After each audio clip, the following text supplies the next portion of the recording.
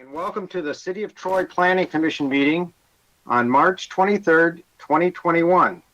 Tonight's meeting is being conducted remotely using the GoToMeeting remote meeting platform. This is due to the COVID-19 pandemic.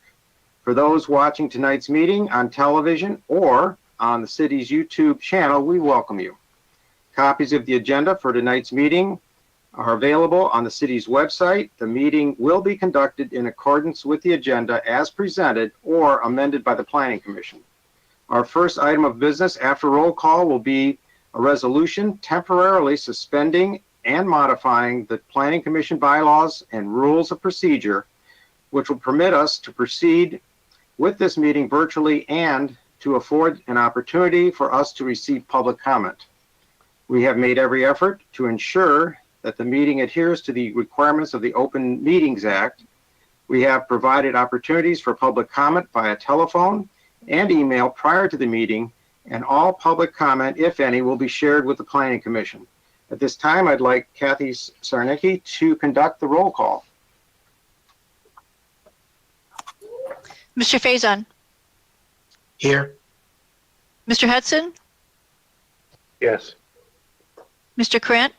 Here. Mr. Lambert. Here. Ms. Malala Holly. Here. Ms. Parakis. Here. Mr. Rahman. Here. Mr. Roush. Here. Mr. Tagle. Here. Quorum present, Mr. Chair. Thank you. At this time, I'd like a member of the commission to move a resolution to suspend and modify our bylaws so that we may conduct tonight's meeting via a video conference link. I move it, Sadek. Okay, and second, do I hear Mr. Tagle? Yes. Okay, second from Mr. Tagle. Roll call, please. Mr. Hudson. Yes. Mr. Krent. Yes. Mr. Lambert. Yes. Ms. Malala Holly. Yes. Ms. Parakis. Yes. Mr. Rahman. Yes. Mr. Roush. Yes. Mr. Tagle. Yes. Mr. Faison. Yes. Motion carried. The next item on our agenda is the approval of the agenda, tonight's agenda. May I have a motion to approve tonight's agenda? I'll move. Mr. Faison, and a second from I'll second. Mr. Lambert. Roll call, please. Mr. Krent. Yes. Mr. Lambert. Yes. Ms. Malala Holly. Yes. Ms. Parakis. Yes.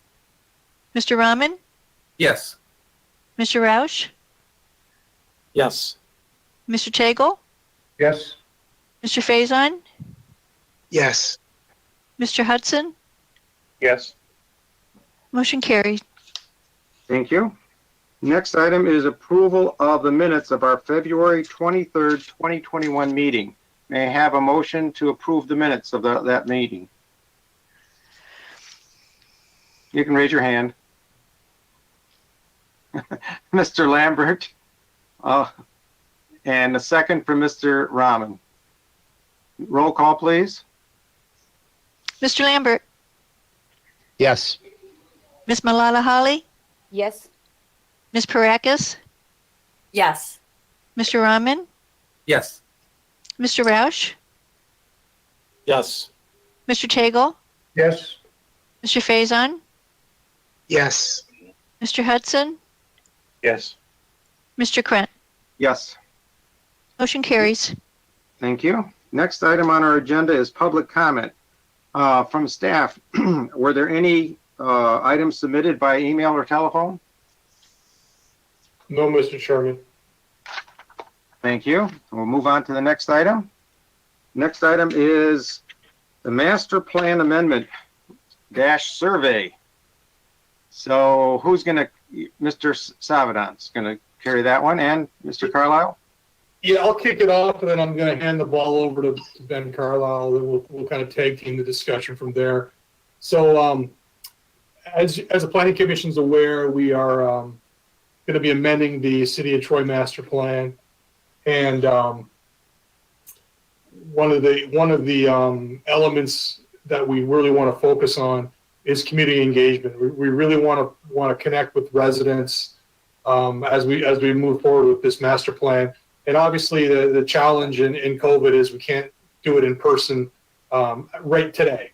So we don't want to delay the project as we wait for things to open up.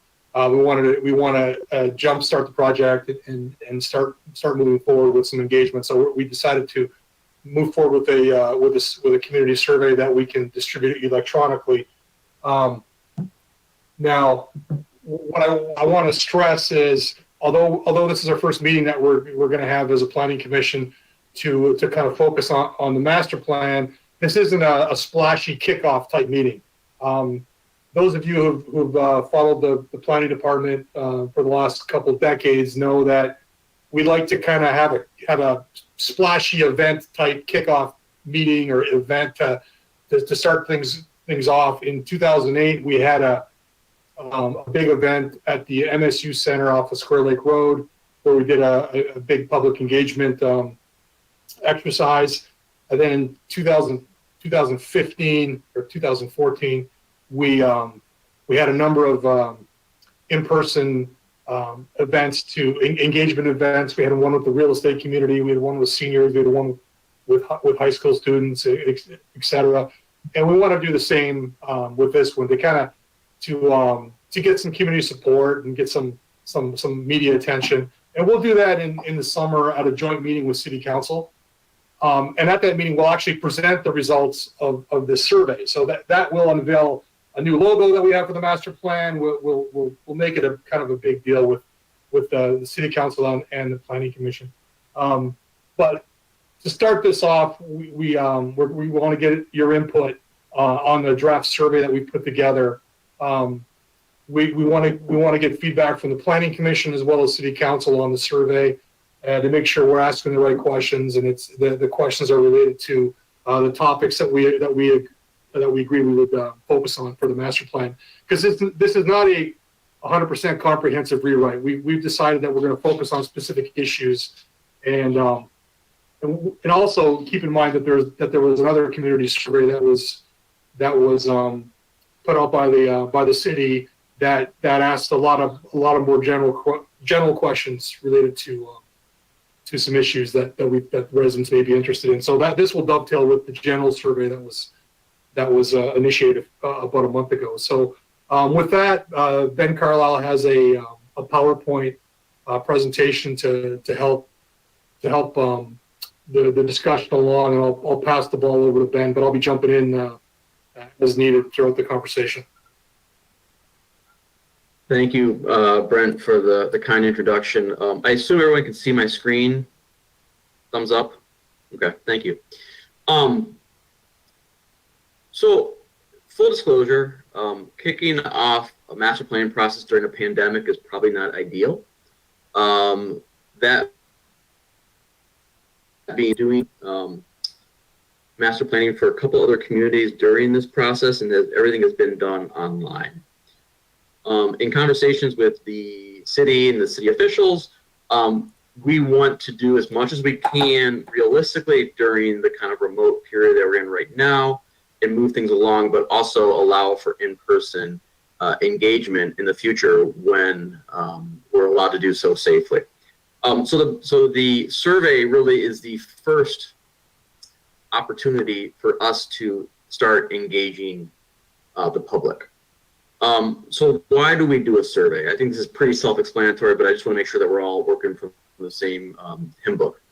A survey really is the most basic means of collecting data and opinions representing a group or a specific population group of the community. We do a survey for every single master plan we do. We have pretty much a tried and true way of doing it, which we'll apply here to the city of Troy. And that's to ensure that we get the largest and most diverse representative feedback back. One of the things that I will be honest that will hinder us a little bit with the point about the specific population group is the U.S. Census is not going to be released. Originally, it was going to be released in December of 2020. Then it got pushed back to April of 2021. and now it got pushed back again to December of 2021. And there's no guarantee that we'll be even meeting that target date. Why that is important is we have some pretty good we have a pretty good idea of what the general demographics are of the community. But what we want to do is we always want to apply the most recent census data to the survey results to ensure that we're getting a wide spectrum of the community. So I say all that with, we will try our best to ensure that we get a representative sample size and sample population from the community. It will be a little bit incomplete until we actually know what the exact 2020 census data comes in December. But back to the intent of the survey, it's one of the most direct means that we can obtain residents and stakeholders in the planning process. I want to highlight too the fact that I put both residents and stakeholders. The survey is going to be open to anyone that wants to take it. We find that 75, 80%, 90% of the responses are from residents, but there are a lot of members of the community that work here, that may stay here for various reasons, or may have businesses in the community that also have a stake, and so they also answer the survey too. So it's not just residents that will be answering the survey. So why do we conduct the survey? Again, it's one of the most critical, and it's really the first step that we take in the planning process. We find that we can often identify key issues through public meetings, but as everyone is well aware, people sometimes, especially certain populations, won't attend a meeting, don't attend a meeting, or simply can't attend a public meeting. Especially in light of what's going on now, obviously you can't have public meetings, so this is a means to get engagement. It allows residents to have a direct, residents, stakeholders, to have a direct input in the planning process, while also maintaining their anonymity. We're not going to ask for names for this survey, and so people can answer the questions freely without any concern. And lastly, it does uncover ideas and opinions from a large representative number of citizens in an organized, efficient manner. So when we draft a survey, there's a few things that we want the Planning Commission to consider with this survey. One, the survey, as Brent noted, is not open-ended per se. It doesn't go into a large range of topics and open-ended topics or discussions for the community to answer. We are using this survey to identify specific issues that we want feedback from. In that same vein, we are only asking what we absolutely need to know. We're not asking unnecessary questions or long questions because we risk losing the community to answer that, losing our audience. Because of that, we also want to respect the time commitment for the person responding. We target surveys as a master plan to really take no more than 15 to 20 minutes. And this is what we target for this survey as well. We want to make it easy to answer. We don't want any question to be vague or for people not to understand it.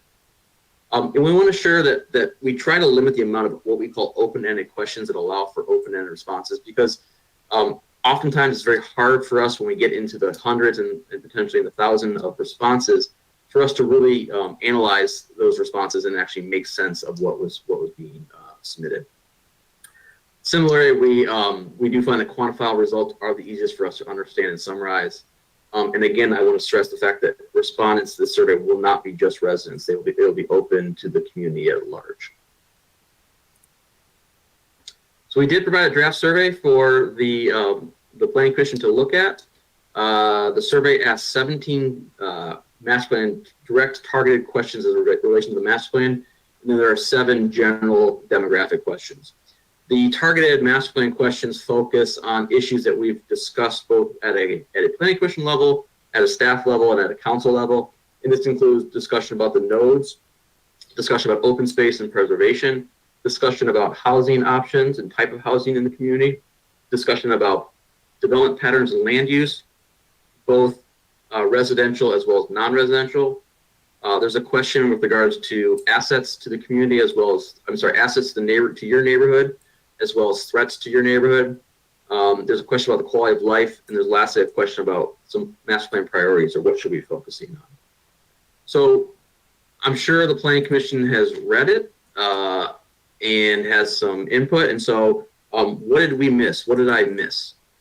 And so with that, I'm just going to put a few questions on the screen and let the Planning Commission kind of give Mr. Savna and I some feedback on the survey. I have the survey I can pull up in front of us if we want to go through the questions. But really what we were looking for is generally a discussion is length. Is it too long? Is it too short?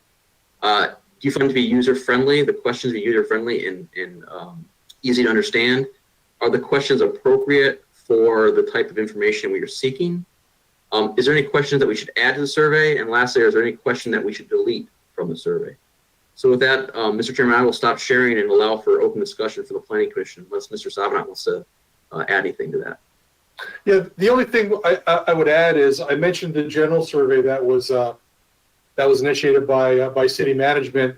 The results of that survey will be presented to City Council on April 12th. So I encourage the Planning Commission to virtually or in person. During comments, I'm going to talk about our plans to start having in-person meetings, but certainly attend that meeting. And if you can't attend it, what we'll do is we'll provide any written analysis that is presented. We'll provide that to the Planning Commission for your consideration to complement this survey. And I'd also note that this isn't going to be our only community engagement for this project. We're going to do in person. We're gonna since the focus is on the nodes. We've talked about having some site visits and some walking tours of some of the nodes and maybe having some meetings actually at the nodes or near the nodes to get local residents and business owners to participate. So this is one step in one piece of the engagement puzzle, but it's the one that we can start now without being able to meet in person. So, Well, thanks, Mr. yeah, overall, I'll start right, but just over my opinion overall, I think it was an excellent draft for the survey. I found a couple things. I'll just point out on number 6, it says, with regards to the neighborhood nodes, intersections of major mile roads, how should these areas be planned? And it lists a number of items. And the one that I want to focus on, we've got that says commercial only. Some people, I just want to point out that some people may not really understand what commercial means. It's a planning term. So if we put in maybe commercial, then maybe in parentheses or hyphen after that, saying something at retail stores, something that they'd know they could relate to, and then also offices, and then of course a mix of offices and retail, so people have a better understanding of what we mean by commercial. That was my only real comment, other than I've got a little typo that was on number 8. The word be should be do. It should read, how should Troy do more to proactively preserve open and green space? So that was my comments. Just going to go round. Whoever would like to go next, just raise your hand and go right ahead. Okay, I'll let Mr. Roush go, and then Mr. Hudson. Thank you, Mr. Chairman. So I have a couple of questions and comments. The first question comes up with item number 2.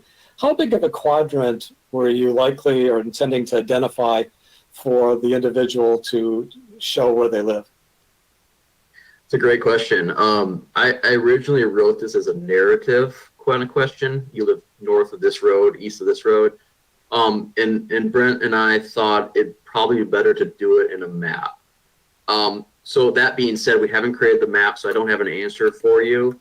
But I suspect, Brent, I think we'd probably narrow it down to 6 to 8 different quadrants in the city. We want to be specific enough that we can nail down some of these these node areas, but yet not have it be so specific that people get confused as to where they live, essentially. That was the number we came up with, Mr. Roush, but we'd love to hear feedback from the Planning Commission on that. Okay, Mr. Hudson. And then Ms. Barakas after that. My concern on the nodes is each node has got individual characteristics with a neighborhood. And I think a broad brush trying to define the nodes, it's not going to work. Right now, I have in particular noticed the Crooks and Waddles node. You've got a cemetery on the northeast. You've got some wetlands and residential on the northern western portion. You've got a couple homes that are up for sale on the node, which is the Crooks Road, Crooks and Waddles. And then across the street, we've got a 7-Eleven and a commercial building which has got a dentist, and I understand maybe a restaurant now. But I think that each node, as we address it, has got to take into consideration the surrounding areas of these nodes. And when we originally set up the nodes, I thought we all prognosticated as best we could what they would do. And it's turned out, as history has shown us, that the characteristics have changed. So I would like to, as we talk about the master plan, get some real insight into each node as we may redefine it. I'll answer that real quickly, if you don't mind, Mr. Chairman. Yes, Mr. Hudson, that's certainly the plan, is that we're actually going to go, I'm not sure we're going to go to every single node. There's 21 of them in the city, but we are going to go to those that we think that are most in question and have the most potential room for conflict, and actually have a planning session for each of those nodes with the adjacent property owners and certainly the property owners that own the property within the node, to have that discussion about what the future of that individual node is going to be. I appreciate that. I'm thinking that review of the planning commission meetings, a lot of controversy has arisen because of sort of the vague descriptions of what that node may or should be. And I'd like to spend a lot of time on that just to make sure that we're doing that correctly. Ms. Barakis. Yeah, first of all, great job with the survey. I thought it was really well done. I did sort of mock up a little chart that I thought might be useful with respect to the questions regarding the nodes, because I did feel that, just like Mr. Hudson mentioned, that, asking things like, if it's too dense, not dense enough, or whatever, it really depends on the node. And I'm afraid everyone's just going to answer, well, it depends on the node.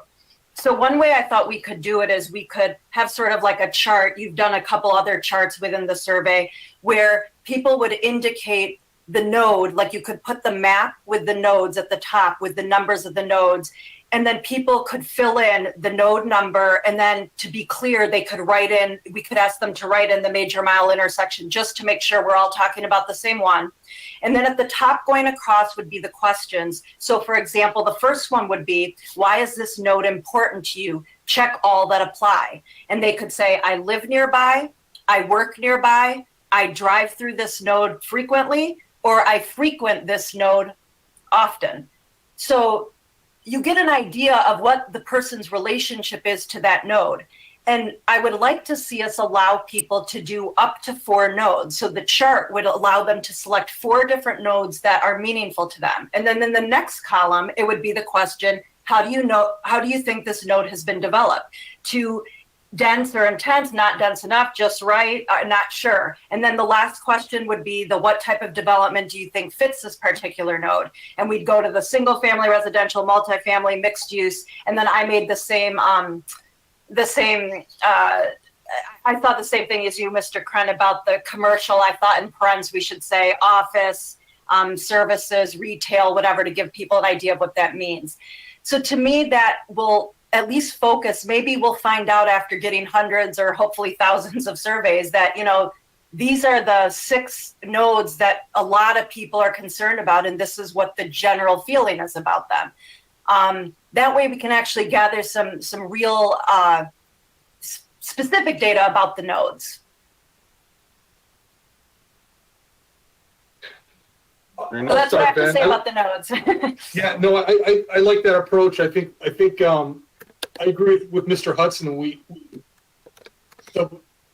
We tried to take time into consideration and Mr. Hudson's comments about the questions being too broad because people know more about specific nodes. I think Mariana, this is a really good way to kind of drill down a little bit into the specific issues with specific nodes. So if you could email your chart and your thoughts to Ben and I, we'll run with that.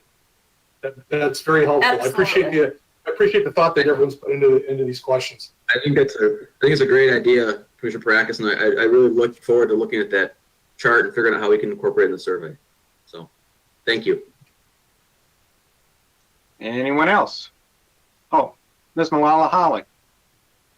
Thank you, Chairman Krent. Few things that I would like to either get answers on or see what your thoughts may be. Question number 3, and I'm going to go to my PDF file here. Just give me 1 second. Okay, there it is.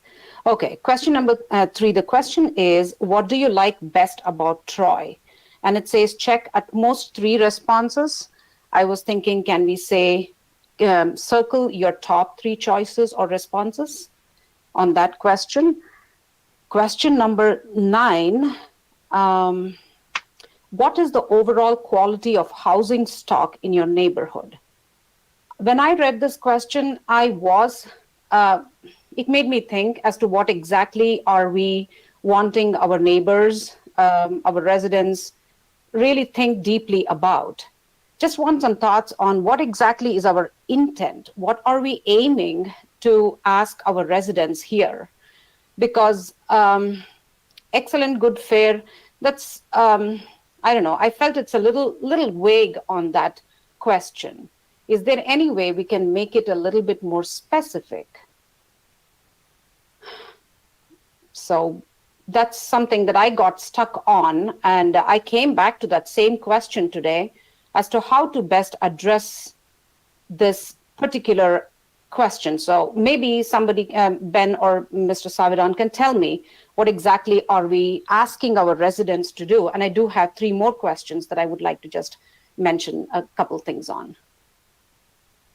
So I will start. It was not intended to be a loaded question. So if you feel like it's a loaded question, it's something that we should probably look at. Oftentimes, Troy has always prided itself on the quality and strength of its neighborhoods. One of the first signs of impact on a neighborhood is the quality of the housing stock. If the quality of the housing stock goes down, it's a potential threat to the neighborhood. And so we can load resources to help address issues in that neighborhood if it's identified as an issue. If you think this is not a appropriate question, certainly we can remove it. If you think it's too vague and not specific enough, we can add more detail to it. But I'm open for any thoughts from the commission on this. Ms. Parakis, would you like to? I know Ms. Yeah. Malala Holly would like to. She's got additional things, but you had something to address this particular housing stock? Yeah, I was going to respond to that because I have a whole list of things too. I was just going one at a time, and so We'll go around circles. that here. wasn't the notes wasn't my only thing. I mean, just to I brought that number 9 up too, and I don't think number 9 was in a chart. I actually made a chart for this one too. Maybe by the end you're going to hate the charts, but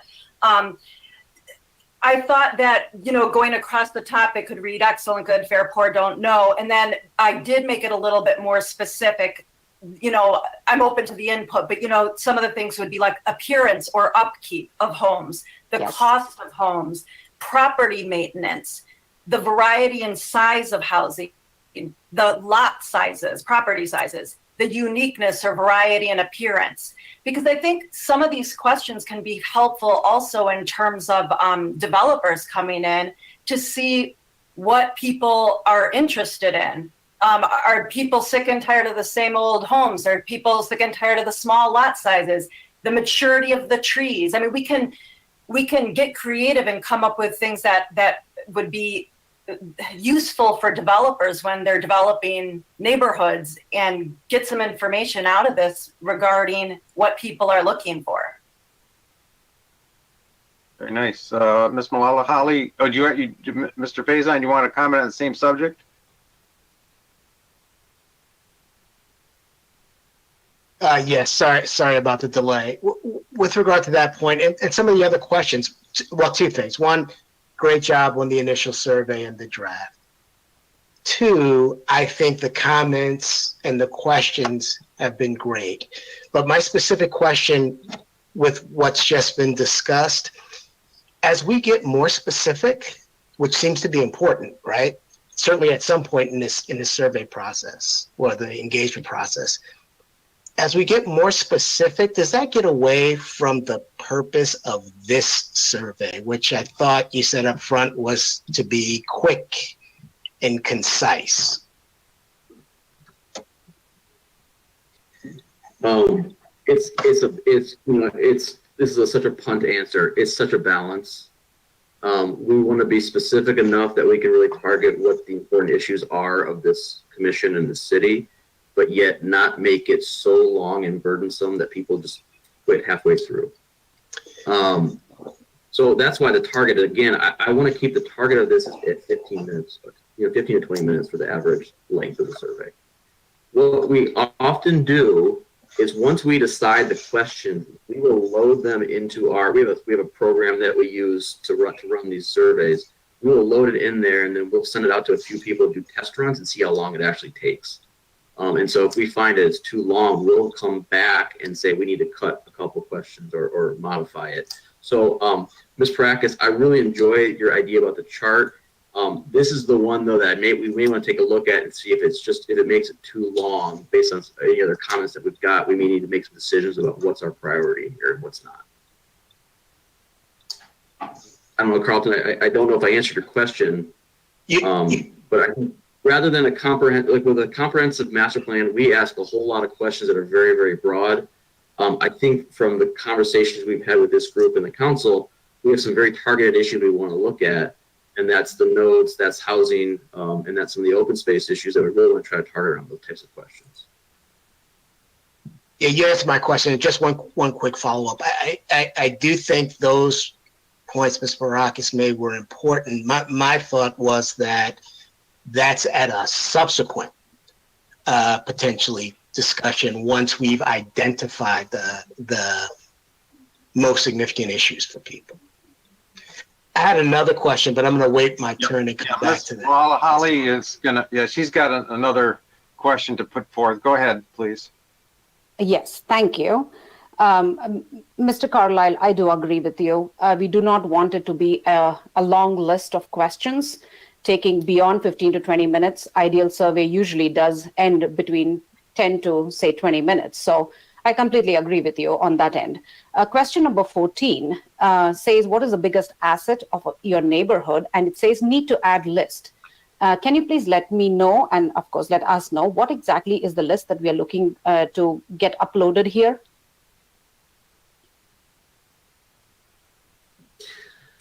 I hadn't got that far yet, but based on some of the points that Ms. Parakis made, we can certainly add some of those. So we're talking about housing stock, tree maturity, sidewalks, schools, ability to walk to schools. There's a lot of different they're more quality of life kind of answers. Okay, that answers it, because I had that list going for that question. I was wanting to know whether you were whether I was thinking the way you are thinking. So looks like that's what it is. Perfect, and certainly, Ms. Mahala, if you have, and anyone else in the commission, if you have things you'd like me to add to that list, feel free to send it on to Brent and I, and we can add that to the survey. Would I be stepping out of my loop if I were to give you some suggestions on rephrasing the questions? The question intent will remain the same, but just the rephrasing part of it, will you be okay with that? Okay. I'm not married. Trust me, I'm not married to the language here. Okay. I'll just rephrase some of the questions, and you can definitely pick and choose which one you prefer to put in there or not to put in there. But I just thought that some questions may need a little bit of rephrasing. And one of the questions, sorry. Let me say, I appreciate that, and I'm open to any sort of change to languages. Survey writing is an art and a science kind of mixed together. And so I'm not sure tonight we want to go through these individual rewriting, but I will send them to Brent and I, and we will rework them based on the comments we receive. Sure. Being in the education field, I'm a little picky. That's all, Mr. Carlisle. One quick, the last one that I'm going to add, and then I'm going to done for today. I'm going to be done for today, and that is there is one question which has a lot of choices in terms of what kind of property development we want to see in the city, and I did not see educational institution as one of the choices, or rather schools, I should say, as one of the choices. Do we want to add that? And I'm forgetting which question.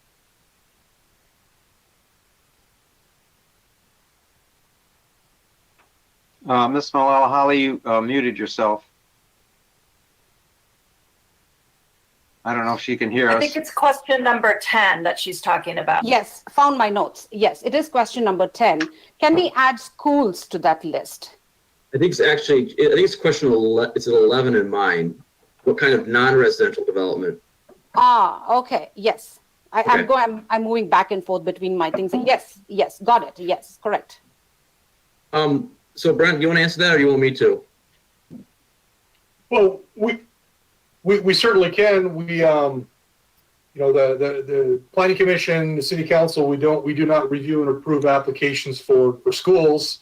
The Troy School District is a totally separate entity as a governmental unit.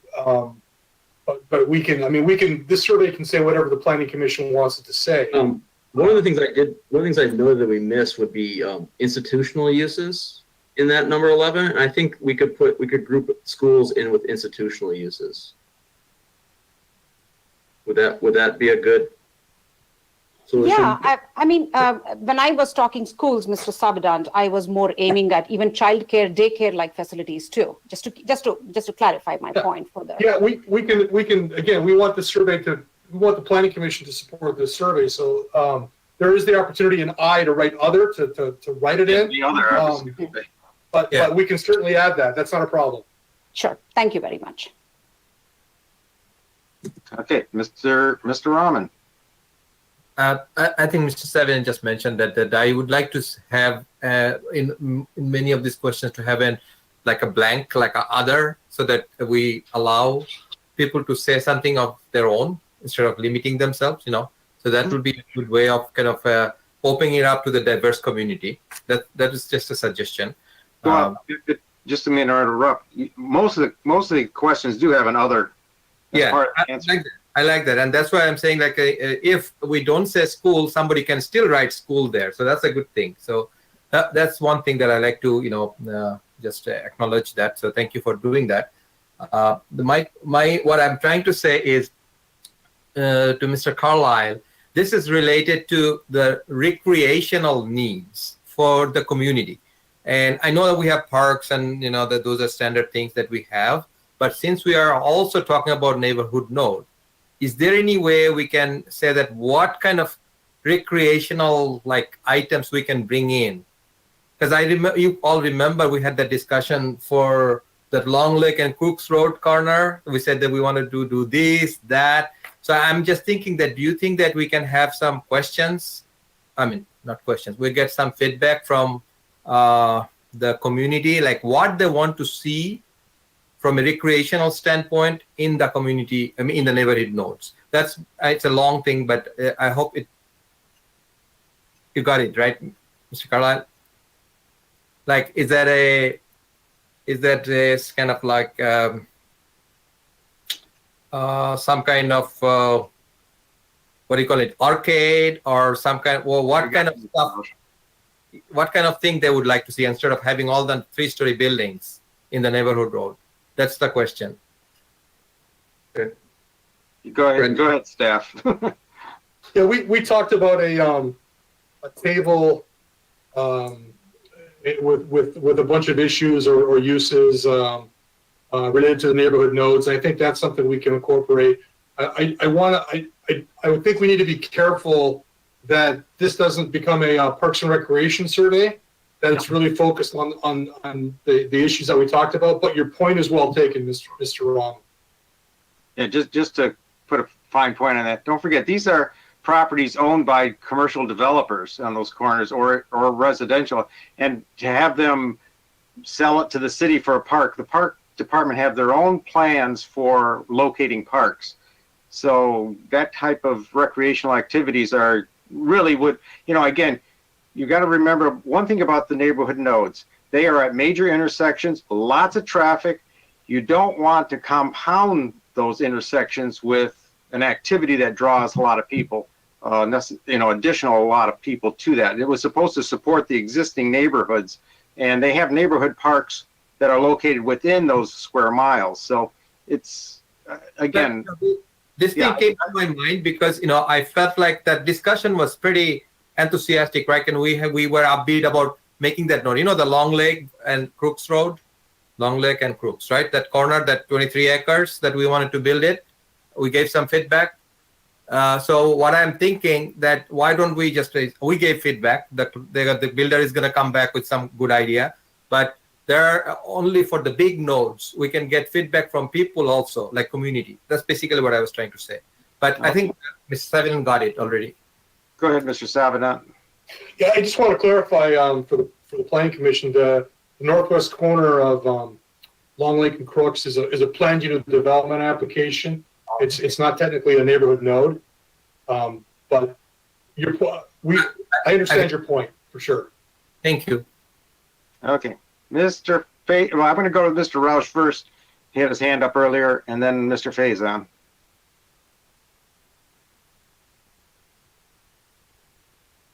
You're going to go ahead, Mr. Roush. Actually, I was going to comment on the question about the use of the open space and better understand now that that's suited more for parks and recreation.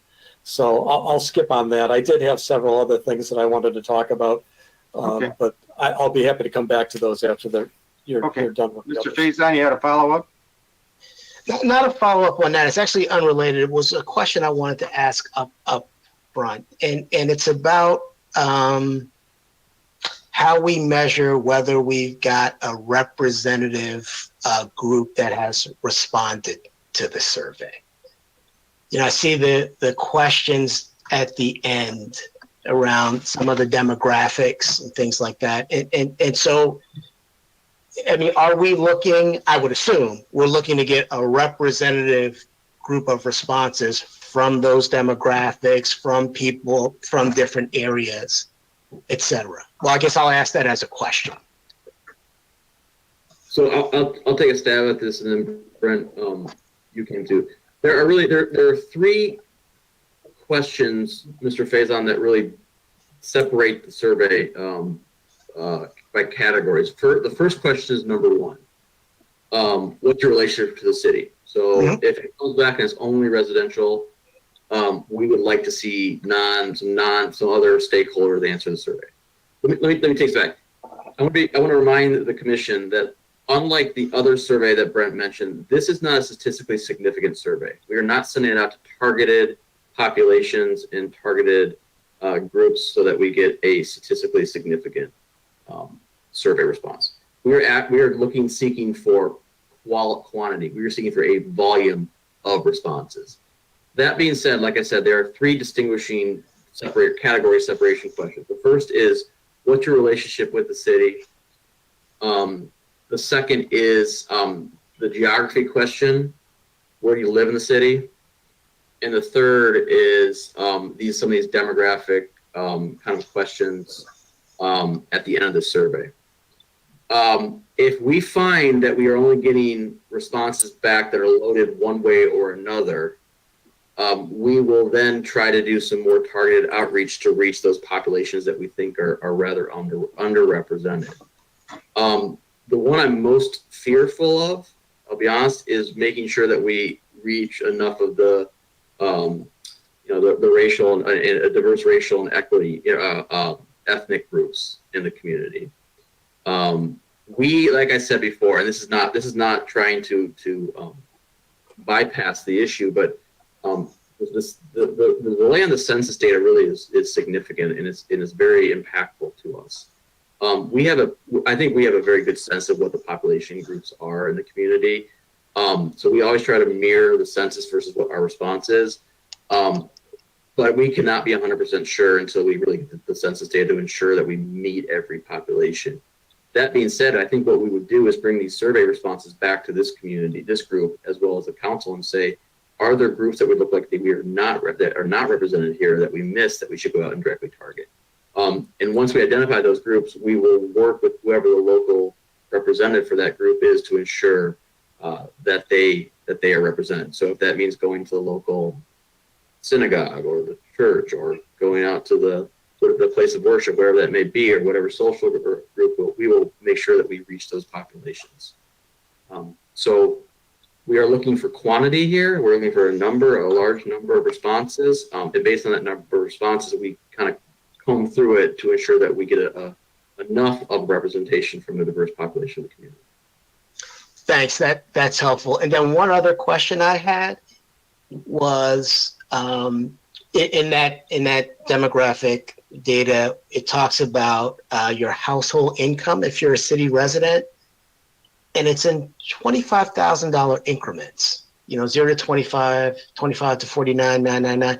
They seem to be really narrow increments. I don't know if that's census data or how we got those categories. I think that's typically census data. We can certainly broaden the spectrum a little bit because they really should be broad a little bit more. So point well taken. Okay, thank you. Okay, Mr. Rahman.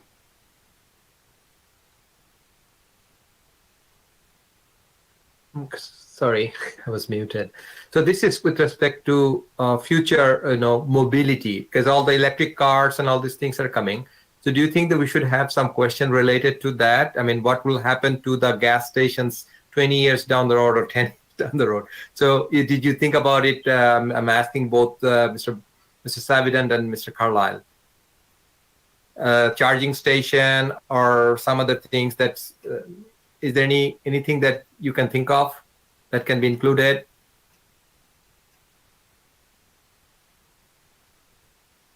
It is a public opinion survey. So, Mr. Rahman, are you suggesting that we solicit feedback from residents on their opinion regarding driverless cars and electric cars and charging stations? If they are willing to have a charging station somewhere in the city, and how many of them they want, so that they can charge their cars, that kind of question. I'm not sure, but I'm just giving you some idea that that's something that we are facing. It's not like 1 or 2 electric cars, right? We're going to be 2025. There will be electric car all over the places. 2030 it will be everything electric, right? So master plan should have some touch of that. I don't know how. Maybe we can think about it. Well, that's Mr. Rahman. To be honest, that's a very specific kind of question. It based on the narrowness of what you're asking, it probably is more appropriate to actually address the zoning ordinance. And that being said, for example, many of the ordinances we're writing that we're also requiring, a parking lot has to have EV charging stations. Right. So that's basically my thought. That. Yeah. So I'm not sure it's a question we need to answer with the master plan because I think it's to acknowledge that we need more of those. So I think we should address that through different means. Would be my opinion. So what would be the mechanism in that case? I mean, zoning board is not going to have a master plan type discussion with the community, right? So is it going to be city council discussion? I mean, you asked the right question. I was thinking that if there should be enough charging station, is it a private or is it the city can have some contribution? So that discussion has to happen, right? Somewhere. Yeah, I think that charging stations is a best management practice or a sustainable practice that we addressed in the last master plan, and we need to focus. We need to also look at it and see if it's up to date in this master plan.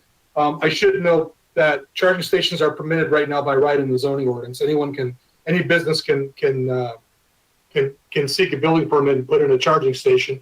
The question would remain: do we want to be more heavy-handed as a city and actually require charging stations? We Right. require a bike rack for a new business. Right. Could require a charging station or numerous charging stations based on the percentage of the parking lot. I don't know if the survey is needed to address that. I think that that's something that we can look at as a planning commission when we start to roll up our sleeves with the master plan. Okay. And we can also look at it from a zoning perspective too. And if this is something we want implemented, we can certainly move forward with that. but I don't think we have to have that specific of a question in the survey. Okay. No, thank you. Mr. Lambert. Thank you, Mr. Chairman. Yeah, first, I wanted to compliment Mr. Carlisle's work on this survey. I know how difficult it is to kind of come up with questions.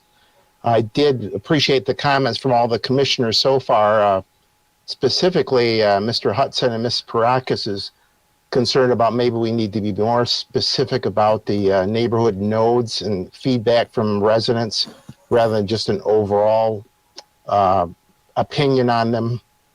The other concern I have based upon, well, having attended enough city council and planning commission meetings and talking to neighbors and people, friends in Troy, is on questions 10 and 11, I would be willing to bet that most people are going to say, I don't want to see any new residential development. I don't want to see any new non-residential development. I'm wondering if it'd be better to correct the wording on those and say, what kind of new residential development do you think is missing from Troy? And it's the same with the non-residential. What do you think is missing in the city? Or what could we use more of, rather than saying what kind would you like to see?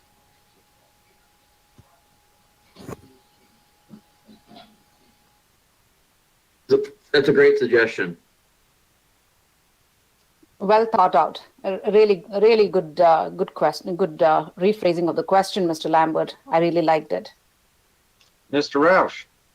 Yeah, as it relates to that question, I had a thought also, and that was, we've asked for what kind of specific types of businesses we would like to see or not like to see, or uses we'd like to see or not like to see, but we haven't asked anything about what kind of developments we would like to see or not like to see. And what I mean by that is when you say retail, it could be standalone retail, it could be a strip retail, it could be enclosed mall. As it relates to office space, it could be standalone buildings, high-rise offices, low-rise offices. As it relates to high-rise offices, the comments that came up when we talked about the planned unit development at Crooks and Long Lake, we were talking about building height.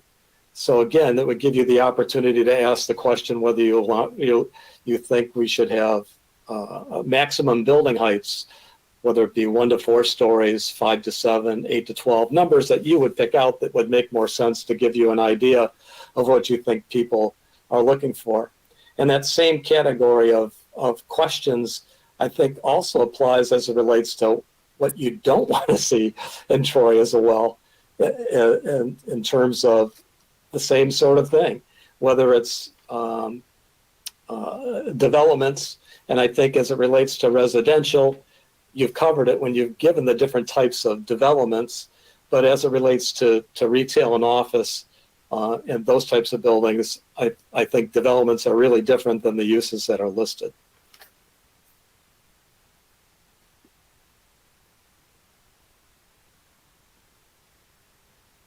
Your thoughts?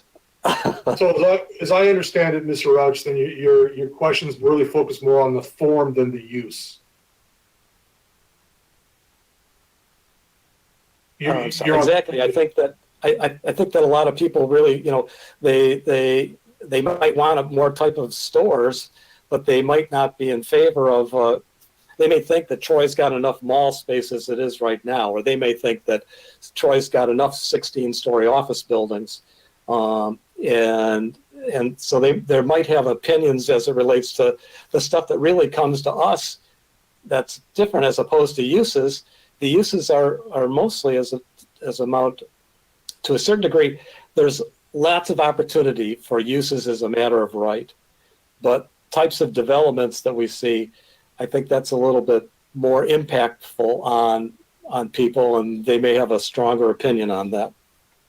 Yeah, I like the direction that you're going in with this. I wonder aloud though if we're going to have the same challenges with that type of question as we did with the nodes. And what I mean by that is, if I'm a charter resident, maybe I don't have a problem with a 15-story office building if it's on Big Beaver, 4 miles from my house, but I have an issue with it if it's in North Troy or if it's in a different area. I'm just wondering how to most effectively ask that question without any type of locational bias. You know what I'm trying to say? I do, but by the same token, doesn't it apply in the same way as it relates to the uses? You know, if I'm living in a particular area, a particular type of use might be offensive to me. As it relates to the neighborhood nodes, with your intent, and I was going to get to that later, but with your intent of being able to have individual meetings as it relates to the neighborhood nodes, I believe you'll be able to get into greater detail there and may not have to go in as great detail here. And maybe with some of the verbiage that Mr. Lambert suggested, where we use a term like "what is missing in the city," maybe I'm overthinking this, but I took notes, and I like the direction that your commenter is going in by differentiating between use and form. And if you want me to cover my last issue, Mr. Chairman, I'll be happy to do that now. Did Mr. Hudson have his hand up? Is it follow up on this particular item, or you got a new item? It was going to be the nodes. It was going to be the neighborhood nodes. Okay. I would like to follow up. I agree with Mr. Roush. I am not a fan of multi-storied buildings, but that's got to be modified by the surrounding area. Talking about transition and compatibility. So I'm not opposed to taller buildings in the appropriate spot where they may be projected. For instance, at Long Lake and Crooks. I initially thought when we talked about a tall building in there that we're talking about some monolithic 10 and 12-story concrete functions. But if they can fit in some of those commercial buildings which have multi-stories, it may well be compatible with the overall plan of a POD. So I hate to have a prohibition, just 8 stories maximum, no matter what. So I think we've got to have some flexibility in that. But I agree with Mr. Roush that some of these buildings shouldn't be where they are, but the zoning does permit them.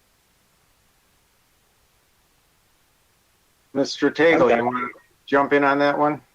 Yes, I would. And I guess maybe I'll direct this to Ben and to Brent.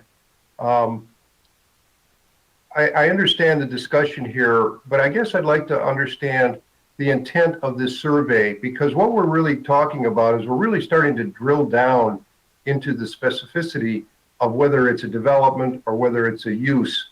And I guess if that's the intent of this survey, that's great. But if the intent of this survey is to find out if office uses or retail uses are something that the residents in the community or the workers in the community feel we need, that's an answer. And then there's another opportunity after that to start to drill into this, because now we're starting to talk about where are the needs going to best serve the folks in the community or the workers in the community. So I guess I need to understand, at what point do we say, look, we're at this survey and we're looking for some general knowledge and feedback from the community without drilling down into the specifics, because, I mean, that will come.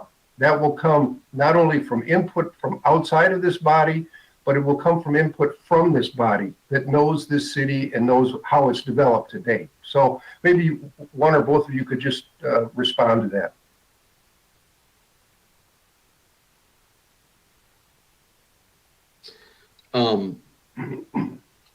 I guess Mr. Fag, I'm not sure I understand the question, but let me answer. And I can't answer Mr. Roush in terms of the development form question. I think he would better answer what he thinks the overall intent of that question would be.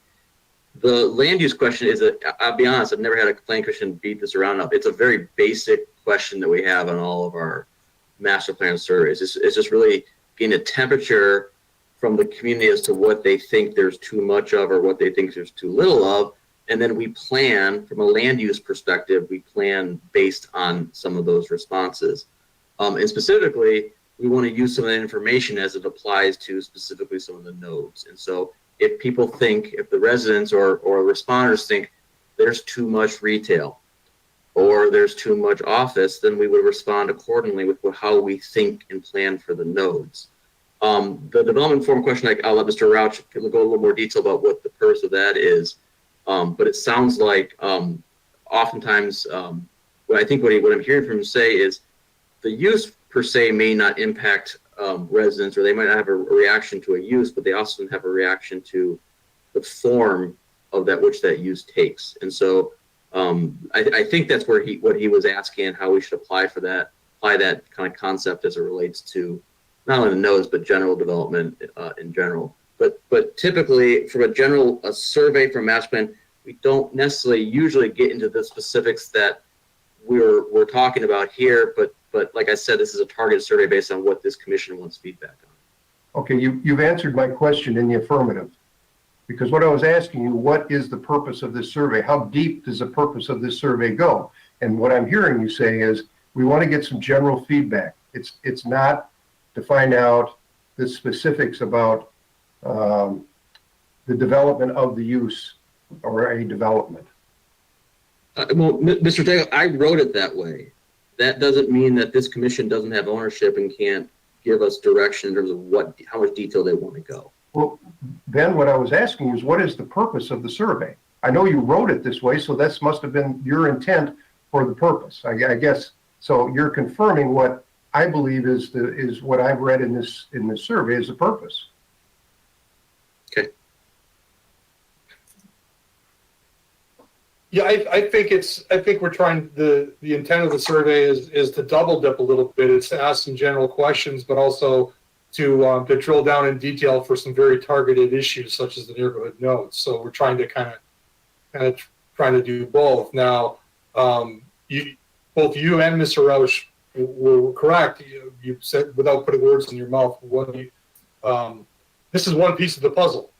This is one piece of a puzzle that's gonna let us know if we're moving in the right direction. So as Ben indicated when he very eloquently talked about this type of survey, this is not a scientific survey. The intent is to get this survey in the hands of as many people as possible and give everyone who wishes to have a voice to give them a voice. So, and then with all that information, again, it's one piece of the puzzle and indicated for going in the right direction.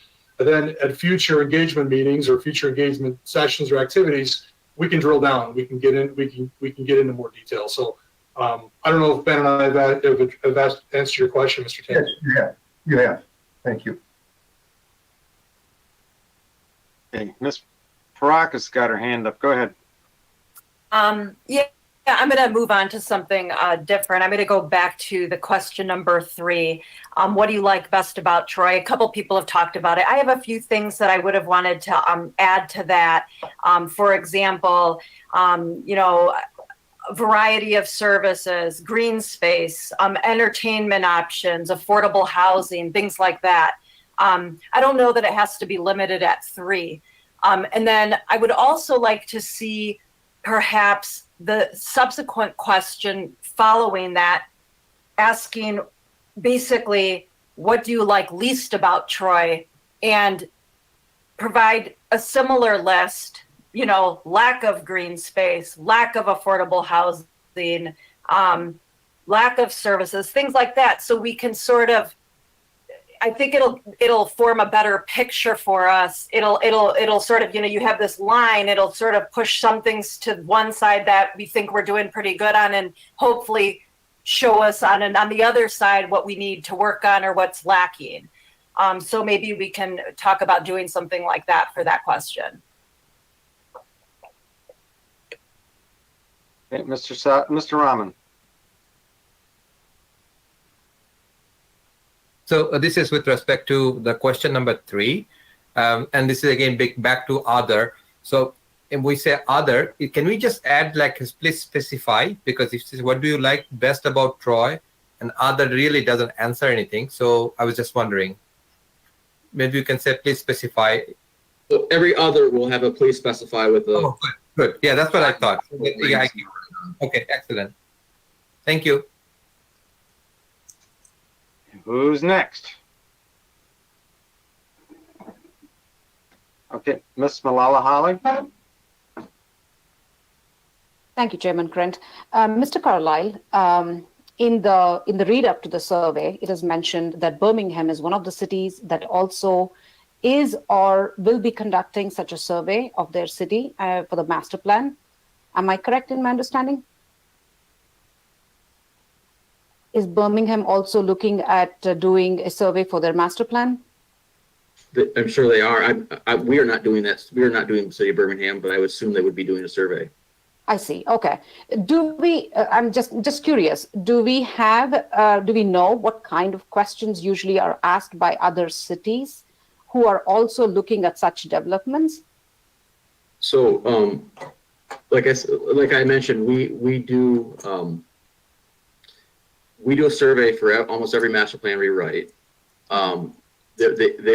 There are some general questions that are pretty standard for most master plan surveys. When we wrote this, we took some of those generalized questions and included them, but every community is different, and so we want to really highlight what is the impactful, what we're trying to achieve with the master plan process for every community, and that's why we've targeted our questions to some very specific targeted questions. For example, in most master plan surveys, we'll talk about transportation options. We're not really focusing on transportation as part of this. And so there are some general categories that we missed just due to length of survey and really where we are really targeting where we really want to get impact and feedback from. Okay. But we work just our CWA, Carla, our company. We represent approximately 70 communities in the state. We probably do 10 master plans a year. So we've got a pretty standard survey that we all draw upon and kind of use. And so I included some of those questions that we use that are standard, but I want to tailor it to what we're trying to achieve here in Troy. Perfect. Okay. Thank you very much. Go ahead. I'll let Ms. Parakis go, and then Mr. Roush. Okay, on the demographic questions, just on the last one, it says, if you work in Troy, how long have you worked in the city? I'm just wondering if we think, or why that would be relevant necessarily. I think I would be more curious to know, do you work full-time or part-time in the city? How many hours or days a week do you spend in Troy? And we can give some options. But for somebody who works in the city, I don't know that it matters if they've been here 1 year or 10 years. I think it'd be more interesting and helpful if we knew that they were spending 40 hours a week and having lunch and dinner here, as opposed to, working 10 hours or something. So maybe we can think about tailoring that question a little bit. I don't know. I have another question, if I should keep going. Yeah, just go ahead. Okay. One of the things that I thought would be helpful as well is to ask maybe a question sort of very broad. Well, I don't know if this is broad, but I guess let me just give you an idea of what I wanted to say. But something like, what best describes your vision for the future of Troy? And then, of course, it's going to be difficult to come up with options that are helpful, but to try to gather an idea of a big picture. I was looking back at some of the in the master plan, there was some information about surveys that were done in 2015 and the types of questions that were asked, and it was sort of interesting to see what has been done since then, and it sort of makes sense of why the transit system was pushed based on that survey and all that. But what about something, saying, what describes your vision for the future of Troy? And then we say, modernize housing, retail services, and office space with the goal of attracting new business and a young and vibrant workforce, giving Troy a more urban feel, could be one option. And then another option could be modernize housing, retail services, and office space with the goal of providing housing for its aging population, but also encouraging families with school-aged children to settle in Troy, maintaining Troy's suburban feel. Then an option would be minimize new development in Troy. Most new development in Troy is detracting from its suburban feel, creating congestion and traffic, and is making Troy less desirable. And then, you know, a fourth option, I don't know, but something where we have categories of where are people falling? Like, are people happy with the status quo? Do they want to move in this direction? Do they want to move in that direction? Because I see sometimes the results from the survey in 2015 spoke loudly that we have an aging population who can no longer afford to stay in their homes. And they've been asking for more affordable housing so they can downsize. And every development that keeps coming across are apartments, they're townhomes that are built straight up 3 stories. There's no ranches. There's no places with first floor masters that are in the $250,000. They're $400,000. They're not. The developers aren't really responding to what the general idea is. And then I saw, you know, high schoolers were surveyed, and it said, we're looking for somewhere cool to live. But in the same breath, they said, we have no intention to stay here after college. We want to move to a big city. And then all of a sudden we have developers come in and say, oh, we're trying to attract the millennials because they want cool housing. No, the millennials don't want cool housing. They want a city. They want to go to Chicago. They want to go to New York. They'll come back later. But I guess my point is, I'd like to get an idea of these bigger, what do people want to see from Troy? Are we trying to become Birmingham, or are we trying to be Troy? Are we trying to modernize Troy, or are we trying to become an urban center? So I'd like to try to ask a question, if we can think of creatively how to do it, to get people to sort of fall into a certain particular category.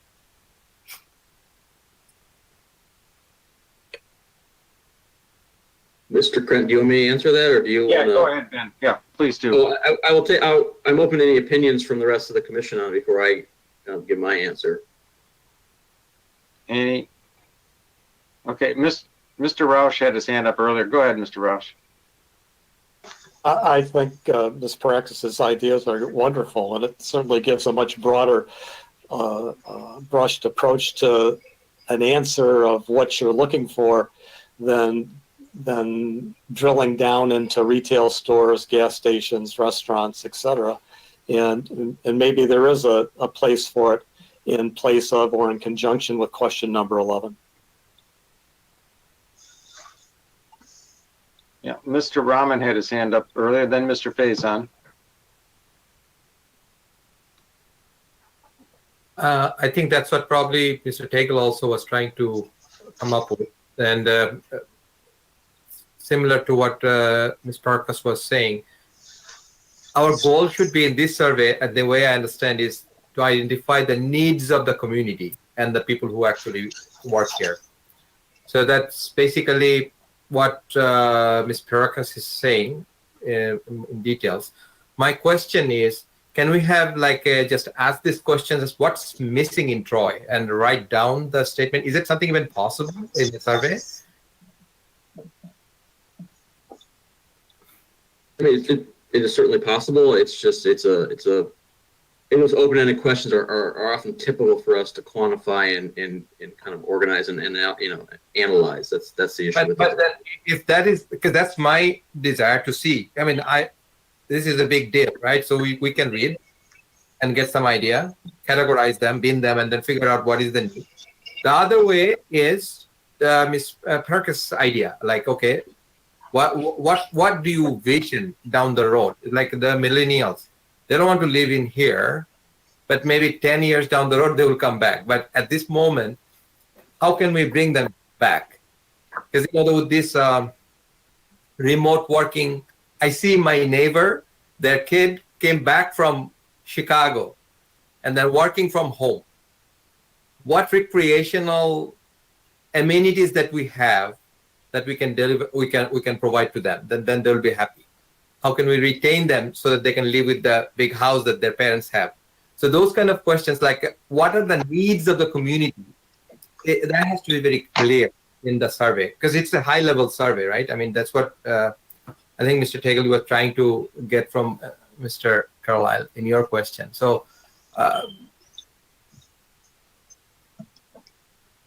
I'm done. You know, so Mr. Faison. Thank you. So, Ms. Parakis' question she just asked was the question I had in mind at the outset of the meeting. You know, what are the residents' vision for the city of Troy, right? Is it forward-looking? Is it a number of these things that we've talked about in terms of changing the character, walkability, diversity of housing type, etc.? She said it better than I did. But I thought that Ben said up front that a question like that was difficult to ask in a survey like this. So again, I think it's a great question, and I think we need to ask that question. I just don't know if this survey is the place to ask that question. So maybe I'll ask you, Ben, your thoughts on that. Yeah. So, Mr. Faison, Ms. Prax, I think it's an excellent question. I think though what that question is the end goal of the whole planning process. It's not where we start the process. The goal of this is to build that consensus to be able to answer that question at the end. And so we use these questions to kind of build a foundation that we can take this to the community and say, this is what we're hearing. Based on these, what is your thought? My concern is that right there is a vision statement. What you just said is a vision statement. We don't typically put a vision statement in a survey at the onset of the planning process. This survey is the first in a long line of community engagement activities. Many of the other things you talked about, like the high school thing, that was a focus group. We'll have focus groups. So we're not trying to get all of our input, all of our bang for our buck in this community survey. We take this survey, we analyze it, and then we use this as a launching pad to have those discussions with the community to get that vision statement. So my concern about, wow, it's a great question. Maybe it's one of the questions we ask at the end of the process, and we maybe tailor it based on what we hear. My concern is it's really not what it's not the intent of what we should be doing at the initial onset as part of this initial survey. If Planning Commission disagrees, we'll take that into consideration, but typically it's not something that we would include at this early in the process, because it really is, that's the golden panacea. That's what we're trying to achieve. We're trying to get that statement that you talk about here at the end of the process. Okay, Ms. Parakis, go ahead. Okay, Mr. Carlisle, I appreciate your response to that. But I'm just going to plug my idea, I guess, one more time, and just see what the other commissioners think.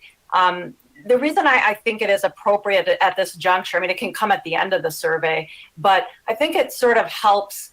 It's almost like demographic information in a way. To me, it says, if you've got someone going through and saying, I hate this, I don't want this is what sucks about Troy. And then at the end, they say, I don't want any new development. Let's just say status quo. It sort of is a little bit helpful to see that. But if you see someone saying, look, I want to modernize Troy, but I want to maintain the suburban feel, and they're answering, oh, I want more green space. I want, and it just sort of creates a framework to help sort of identify the demographic and what the long-term goal. I think it helps frame the answers of the questions that they're giving. So that would be my reason to incorporate that type of a question at the end of the survey, even to sort of get a feel for what best describes you. And I just gave 3.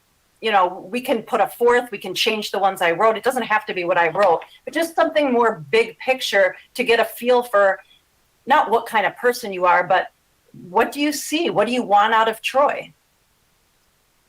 So that's me plugging it again, and my vote saying I think it does belong in the survey. But of course, there's a lot of members on the commission. I'd be interested to hear what other people think. Anyone have a response for Ms. Parakis? I agree with Ms. Parakis that we should have a forward-looking this kind of question, like what are the needs, like what's missing. Troy is a diverse, modern city, but there may be something missing that we don't know. Something would come out, definitely. At least we can, have some idea. So we can have multiple choices. It doesn't have to be 3. If we can come up with 3 other additional things so that we can really figure out what the needs, we can do that. So that it's not like open-ended question. Still, it's a multiple choice type question. So that can, Mr. Karakis can take a shot, and we can take a look at it as a team later, So, but I like that idea. Anyone else?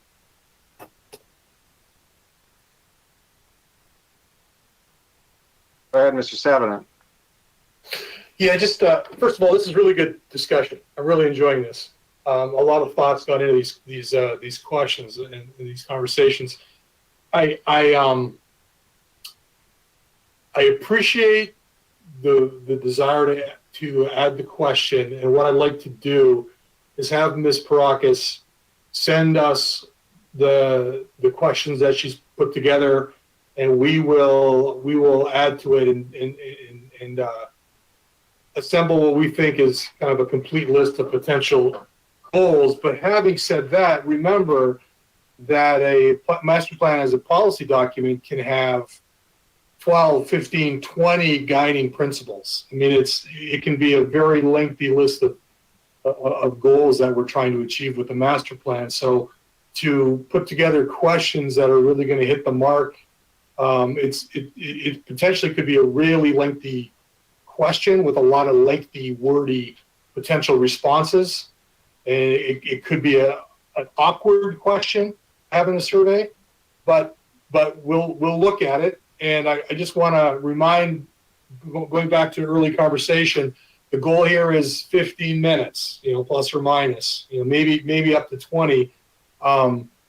We also have the other survey I mentioned that the results are coming out. I want to kind of cross-reference this survey with that survey, make sure we're not asking the same question twice, and kind of give this survey put together all these thoughts, compile what we think is representative of everyone's thoughts, give it a test run, make sure that that from a time perspective it's in that 15-minute or plus or minus sweet spot, and then kind of do a director's cut of the questions, because like Mr. Roush indicated a few minutes ago, maybe number 11 isn't that important, or maybe there's another question that isn't that important versus something like this that maybe is. So we're going to do our best to assemble these comments and to tweak the survey, because this is our really first critical discussion of the questions. You're the first group that kind of give us a reality check on this, and it's very much appreciated. But this is going to be, I think, a difficult question, but we can take a stab at it. Ms. Malala Holling.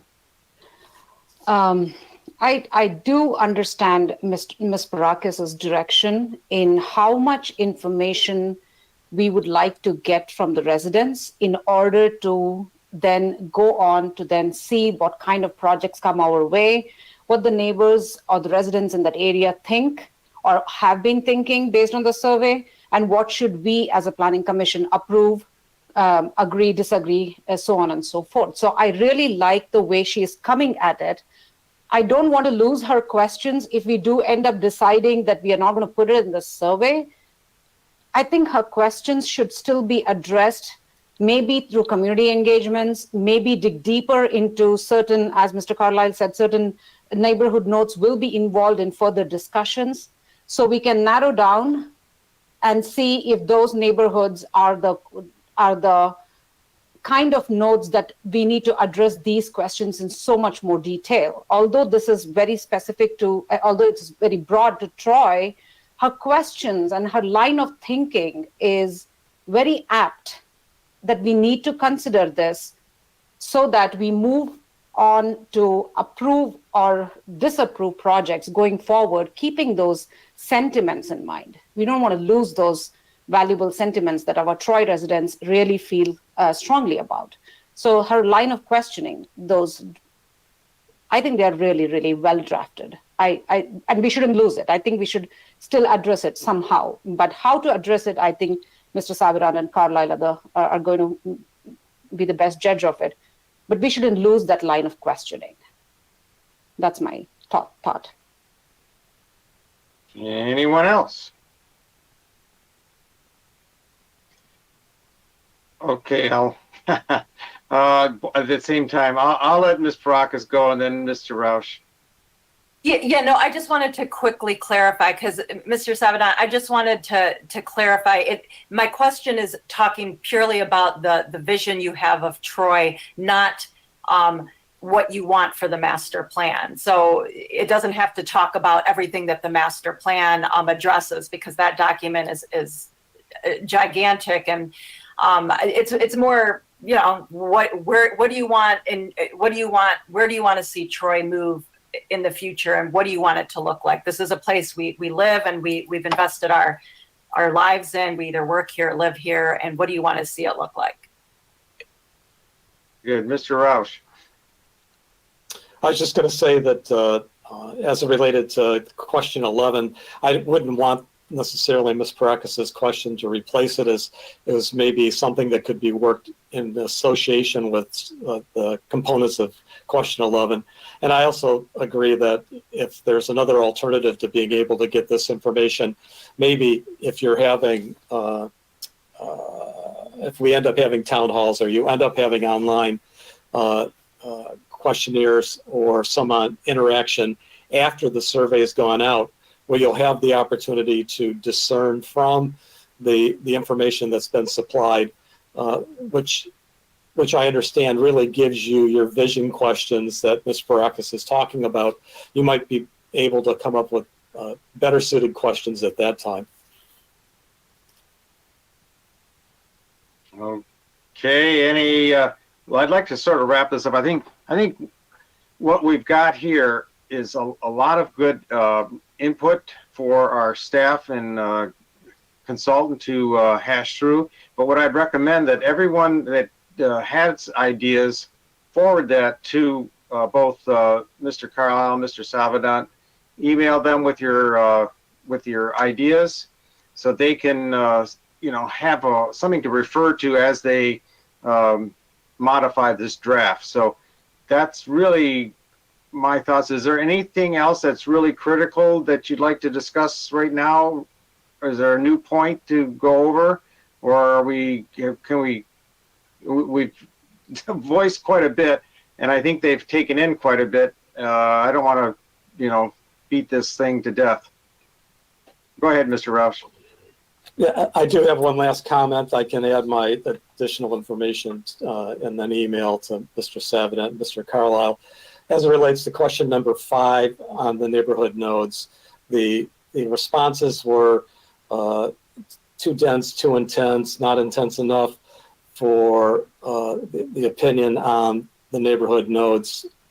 And given how those terms ended up meaning different things in your profession as well as different things to the individuals, I thought it would be useful if you could either incorporate the specific, as an example, the specific objections that you received as it related to the neighborhood nodes, or in some fashion take into consideration how different people interpreted those terms, intense or too dense, in terms of your offering. I know as it related to the specific objections, there were, 3 or more story developments adjacent to single story or 2-story was an objection. New lots should be similar size, yard or larger. Maximum number of stories should be 2, 3, or whatever. Those kind of specifics may be better suited for your individual intake on the neighborhood nodes. But again, if you could take into consideration the broad-based questions and those answers, and see if you might be able to refine them to better suit the goal. Okay, anybody else with a new thought for this item? Good. Well, seeing none, I think, like I say, they've got a lot of input, and if we would each of us forward to both Ben and Brent our specific thoughts, I think they can move forward with the survey. That said, we can move on to the next item, which is Planning Commission comment. I'll just start with Ms. Malala Holly. None. Okay, Mr. Roush. Yes, I do have one item that I would like to talk about. I had noticed an irregularity, what I considered an irregularity in the zoning ordinance that I had raised, and it had been raised to the Planning Commission as it related to neighborhood node issues in the past. And I raised this issue with, in advance of bringing this before the Planning Commission, I had raised this issue with Mr. Savinant back in January, asking him, giving him my thoughts and asking him if he would give me the pros and cons to what I was recommending in advance of me bringing this before you. And at the time, Mr. Savinant thought that it might be a better issue that would be dealt with down the line with the master plan or the current changes that are related to the neighborhood nodes that are in the process. Given after the input tonight on how long it's going to take before the master plan is addressed, and the feedback from the comments that we're talking about would be coming in, I thought it more appropriate for me to bring this up tonight. In specific, the issue that I have is in Article 5 of the form-based districts, specifically Section 5.06, which covers neighborhood nodes. Section E has a design standard that states specifically that building orientation and entrance states that the primary entrance, it literally states, the primary building entrance shall be clearly identifiable and usable and located in the front facade parallel to the street. Street has a hyperlink, and it takes you to the definition section, which the zoning ordinance has a definition for streets. And it defines streets as a public thoroughfare, which affords the principal means of access to an abutting property. Currently, the last recommendations that were presented to the Planning Commission as it related to a neighborhood node had multifamily buildings with a primary entrance that fronted on a lawn or a sidewalk and with buildings facing each other and not on a street. The internal roadways within the development were also not a street as it relates to the city's definition because it was not a public thoroughfare. So the other component of the same plan was a requirement in table 5.03B3, which requires driveways, must access garages, if provided, integrated into buildings from the rear in an alley configuration. And the development that was before the Planning Commission, the driveways entered from from a roadway that is not a private drive, and I guess it could have been considered an alley, but if it was considered an alley, there was no street to provide a primary entrance to the building. So there's examples of what was developed in the city that is consistent with the zoning ordinance is the development of townhomes that is at the southwest corner of Maple Road and Coolidge, adjacent to the shopping center there. And it has streets with primary entrances and alleyways with accesses to the garages. What I had proposed to Mr. Savinant was to amend that 5.06E section to did not object to the development for these reasons. I thought they thought it appropriate for this kind of configuration to be appropriate in some instances and not others, and had proposed private streets that 5.06E1A include private streets or roadways in residential developments that abut a residential district. I thought that would solve the problem. as I said, Mr. Sevenin at the time thought that and I'm paraphrasing Mr. Sevenin, he can speak for himself, of course, that it might be better suited to deal with this with the master plan. And what I'm respectfully requesting this body to do is ask Mr. Sevenin to provide at our next meeting the pros and cons to the changes that I had proposed, so that this body can look at this issue and decide whether a amendment is required for the ordinance or not, or in the alternative, we need to address how the recommendations come in from staff as it relates to the literal interpretation of the ordinance. Okay, you're finished, Mr. Roush? Yes, I'm finished. Okay, good. Mr. Tagle? I have nothing tonight, thank you. Okay, Ms. Varakis? Are we responding to Mr. Roush's? This is your chance for commission comment. Okay, I did have a question, Mr. Savidan, about the survey that you've referenced a few times that was sent out a month ago. Who was that sent to, and what was it about? It was a more general type survey that was a scientific. It was a scientifically significant survey. I haven't been as close to it as to be able to answer intelligently, but so what I will do is provide the results to the Planning Commission, including answering those questions that you're asking now. As soon as I get the results, I will provide all that information to the Planning Commission.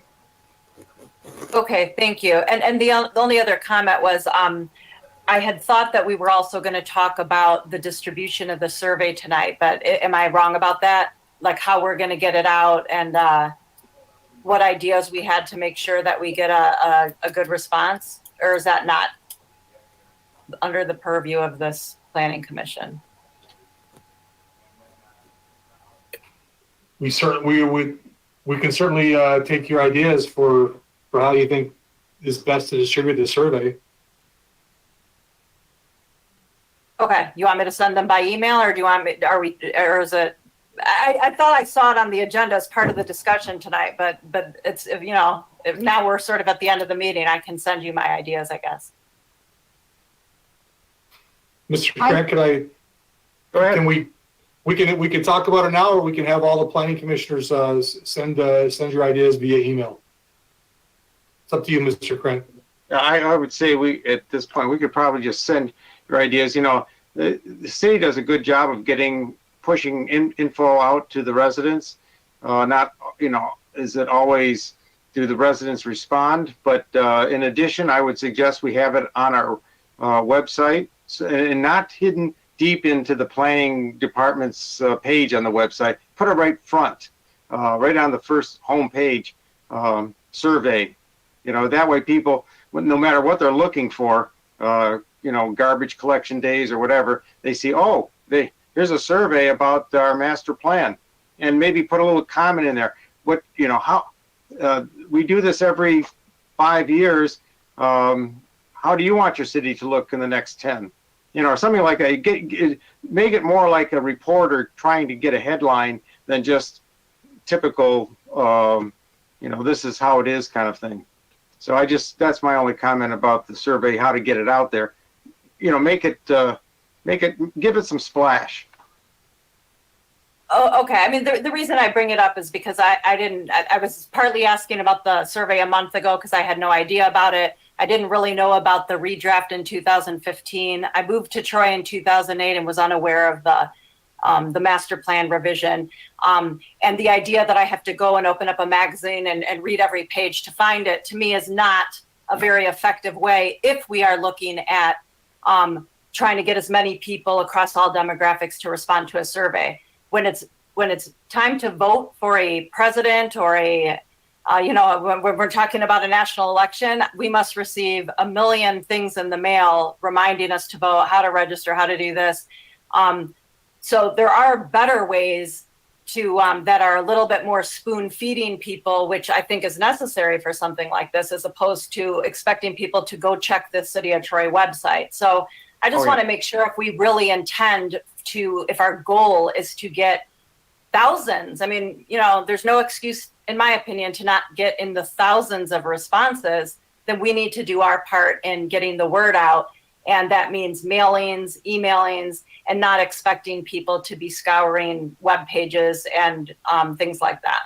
So, you know, I'll give you I can email you my detailed list, but you know, that's sort of where I stand on that, and just wanted to make it known that I think we need to do a fantastic job of making sure the community is aware of the survey. Yeah, and I wasn't, when I said it was Mr. Krent's call, I wasn't trying to be dismissive. I just didn't want to chair the meeting. Mr. Krent does an outstanding job as a chair. We're lockstep, Ms. Barakis. We want the same thing. We want a very successful survey. We want as much input from residents and business owners and people who work here, et cetera, as possible. And we'll come up with creative, innovative ways to. We don't want this to have to be a scavenger hunt for someone to find the survey. We agree with you, and we still welcome anyone's ideas. If you've got some unique or innovative ideas for getting word out, please share with us. Mr. Faison.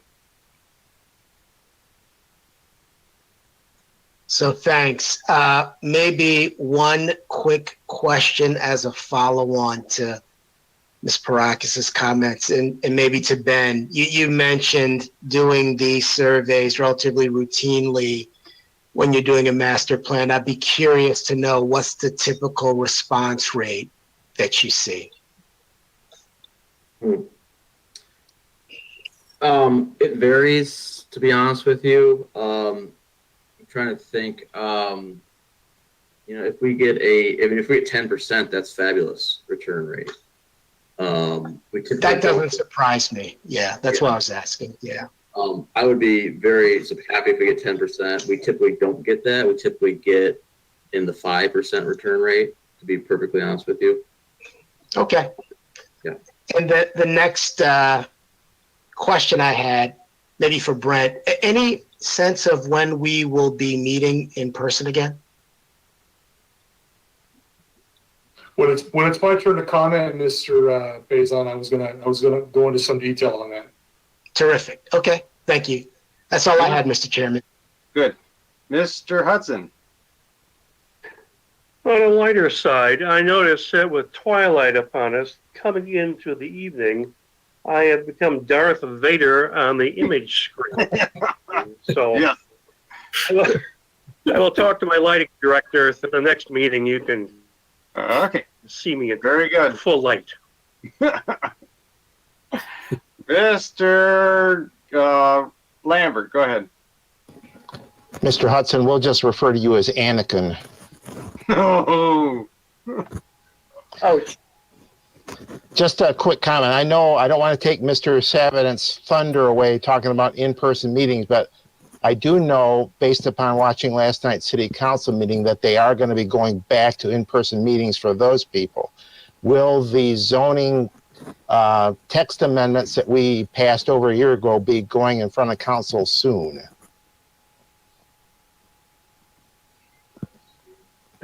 Mr. Chairman, can I start talking about going I- back to, Yeah. since a lot of questions are I related to this? guess, yeah, we'll hold Mr. Rahman for just a little bit longer. Go ahead, Mr. Savinant. So city council is going to start having in-person meetings starting in April. So is the planning commission, so is the zoning board of appeals and other boards. So we haven't, for those of you keeping score, the planning commission has not held a public hearing since February of 2020. And the first meeting of April, we will have 3 public hearings. There's an addition to St. Mark's Church, an addition of a gymnasium and some classrooms.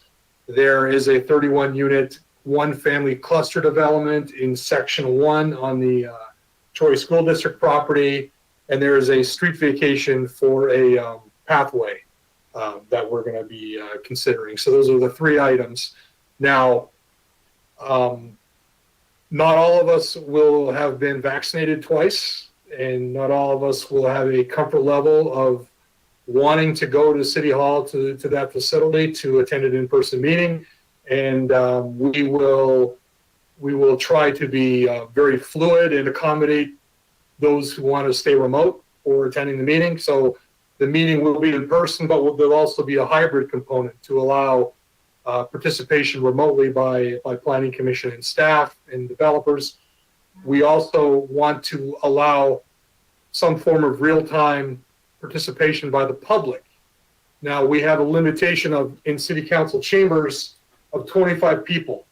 And with the potential of 9 Planning Commission members and 4 or 5 staff members and developers, that gets to 25 very, very quickly. So what we're talking about doing is having the public attend the meeting in real time through technology, where there's a laptop with a microphone and a camera, and the public is in a different room or in a different facility, but they're able to question and comment in person, in a facility, but in real time.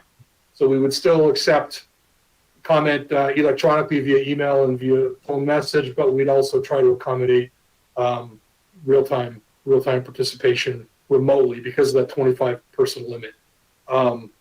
We are testing the hybrid meeting as we speak. We've tested it once, and we're going to continue testing it so that we eliminate the hiccups. But yes, April 13th will be an in-person Planning Commission meeting with potential for some hybrid participation as well.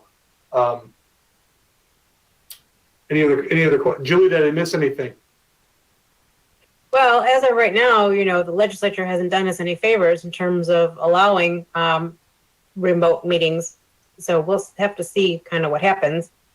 I know you guys are working on a workaround, but I mean so some of those details are not ironed out yet, but they will be by April 13th. We're trying our best. All right. Now, Mr. Rahman. Let me get to him. And Mr. Chairman, I forgot something. Go ahead. I didn't answer Mr. Lambert's question. Quick answer is yes. We'll get to those text amendments soon. Whether it's, I don't know which meeting it is of City Council upcoming, but we will have the ability to have public hearings, and we haven't forgotten about those items. Right, and the conditional rezoning that Planning Commission approved a while ago too. That one needs to get on there. Okay, Mr. Rahman. Okay, just one quick question. I don't know if I missed it, but is there any tentative date when the survey will be out?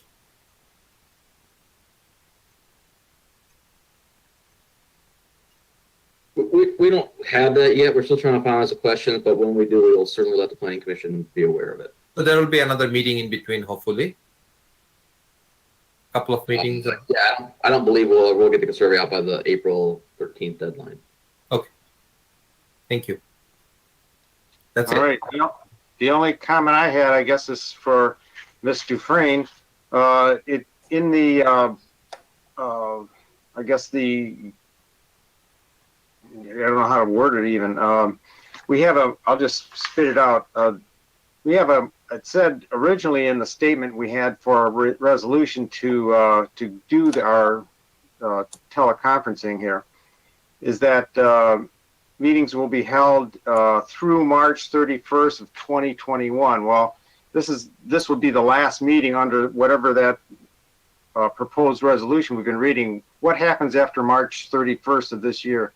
Right, that's what I was alluding to, Mr. Krent. The legislature has not extended that exemption. There's a chance that they will do something next week. We'll have to see what that looks like. We're sort of in a holding pattern right now. But yeah, you're right. I mean, it's a good point. We will need to, depending on what the legislature does, we will need to amend those bylaws again. I'm not sure, Brent, is City Council's emergency declaration, is that continuing? Are they going to renew that? That's one of the balls that's in the air right now. So that's one of the exceptions. If the municipality declares an emergency, which we did, the city council did way back when, but I'm not sure the status of that emergency declaration. So that's one way to work around a failure of the legislature to extend the Open Meeting Act remote capabilities. But like I said, until March 31st, I don't have a good answer for you, Mr. Krent. We'll see what the legislature does within the next 7 days. Mr. Carlisle, On that same note, the Washtenaw County as a whole declared a state of emergency through the end of 2021, which allows any community in Washtenaw County to have remote meetings through that period. So I'm not sure if Oakland County is considering the same thing, but Washtenaw County. I don't know if they're considering or not. I haven't heard that they've done that yet. all righty. Well, there's nothing else to cover tonight. Any last word before I adjourn the meeting? No hands up. So I guess, what, Mr. Roush? Yes, I guess I will ask a question. So then, how can I address this issue that I've raised tonight? I proposed a course of action for the Planning Commission. How can I address that, Mr. Chairman? Course of, quite frankly, I didn't really get I didn't hear the fine point of what you're asking the commission to do. You explained a lot about this part 5.61 or whatever it was of the ordinance, and you went on and on, but I don't really have a handle on what you want us to comment on. I'm sorry, I thought I was clear, and I apologize for not being clear. What I was asking the commission to do was to ask Mr. Savinant, the staff, to respond to the proposed change to the zoning ordinance as it related to that particular section, with what they believe would be the pros and cons to that change, and do so that the Planning Commission would be able to review the issue at the appropriate meeting and be able to act or not act on it in any fashion. Okay, the proposed amendment, I haven't seen it in front of me, so how would I? Well, that's my question, Mr. Kent. I've given you the proposed amendment to the zoning ordinance verbally. If you're asking for me to submit something in writing for our next meeting, I'd be happy to do that. Would you be so kind as to put it on the agenda? Yeah, that would really be helpful, because it's a little hard to get a grasp of the ramifications. There's always good intentions, and then there's unexpected consequences that I'd need a broader understanding of what you're trying to accomplish, and what would be, what are the unknown consequences that could result from a change of an ordinance. Those are kind of. And that's exactly what I was asking for staff to provide to the Planning Commission, the consequences, pros and cons to the change of the zoning ordinance. But if you'd be so kind as to put this on the agenda for our next meeting, I'll be happy to supply the information so it's available in the meeting packet. Okay. Mr. Savinant, could you comment on that? So as I understand it, Mr. Roush is going to provide literature to the Planning Commission, and then he's going to describe the amendment that he's proposing at the next meeting. Is that what we're going to do, Mr. Roush? Yes, Mr. Chairman. Very good. Well, yeah, please do it then, so we can get a real handle on what you're trying to get across. Any other comments before I close the meeting? Seeing none, this meeting's adjourned.